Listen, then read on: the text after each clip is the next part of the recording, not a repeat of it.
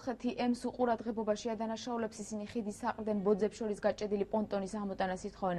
ერთი წლის წინ პონტონს პირველ ხორგაში ნაპირსამაგრის სამუშაოების შესრულებისას იყენებდნენ მდინარე ხობისწყალი ადიდა და პონტონი დასავლეთით გაირიყა, იგი შუა ხორგის საყრდენ ბოძებს შეეჯახა და გაიჭედა. ბურჯები დაზიანებულია, ნაპირი კი დღითი დღე ირღვევა და შესაძლოა წყალმა მთლიანად წალიყოს. პონტონის სიგრძე დაახლოებით 40 მეტრია. თუ ფირმა კოლხეთი ემის ხელმძღვანელები სათანადო ზომებს დროულად არ მიიღებენ, მოსახლეობა საპროტესტო აქციების გამართვით იმუქრება.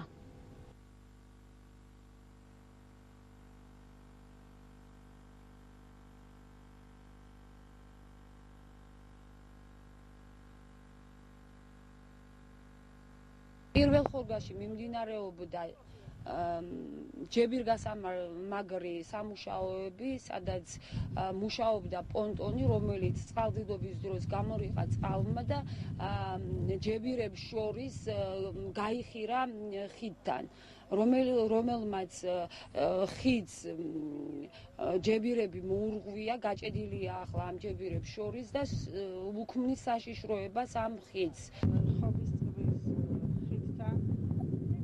შუა ხორგის დამაკავშირებელი გზა არის და გაიჭირა პანტომი, რომელიც გამორიყა წყალდიდობის დროს მდინარე პირველი ხორგიდან, სადაც მიმდინარეობდა ნაპირსამაგრის სამუშაოები, რომელიც აზიანებს ხიდის. აგრეთვე მიაქვს მიწა, საშიშროება ექნება სასაფლაოს და ძალიან ვთხოვთ კოლხეთი ემის ხელმძღვანელობას, რომ მოგვაშოროს ეს პანტომი ამოიღოს, რათა საშიშროება მოეხსნა სოფელს. კურსორი დღეს ამით დასრულებულია, მე ხვალამდე გემშვიდობებით. მშვიდობიან ღამეს,